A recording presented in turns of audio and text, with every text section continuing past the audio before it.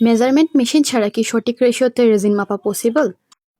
অবশ্যই আজকে আমরা শিখব কিভাবে একটি সহজ পদ্ধতিতে আমরা মেজারমেন্ট মেশিন ছাড়াই সঠিক রেশিওতে রেজিন মাপতে পারি। তো সবার প্রথমে আমাদের প্রয়োজন একটি মেডিসিন কাপ যেটাতে ml মার্ক করা থাকবে। তারপর আমাদের প্রয়োজন most important thing resin and hardener. আমার কাজের জন্য আমার 20 ml রেজিন প্রয়োজন, আর আমি যে রেজিনটা ইউজ করি সেটা 3:1 রেশিও। আপনার আগে থেকে জানতে হবে যে আপনাদের রেজিনের রেশিওটা কত। প্রথমেই আমি কাপটাতে 20 ml রেজিন ঢেলে নিচ্ছি। তারপর আমি রেজিনটাকে একটি অন্য ক্লিয়ার কাপে রেখে দিব। রেজিনের রেশিওটা যেহেতু 3:1, তাই আমার 20 ml রেজিনের জন্য 6.66 ml হার্ডনার ইউজ করা উচিত।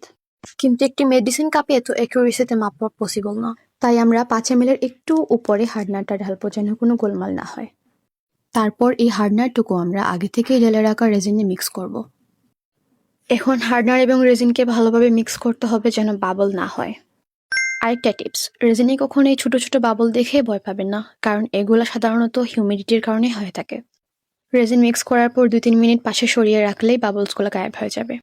এই তো আমাদের বাবল মুক্ত রেজিন মিক্সচার রেডি। তো আজকে এই পর্যন্তই, সবাই ভালো থাকবেন। আসসালামু আলাইকুম।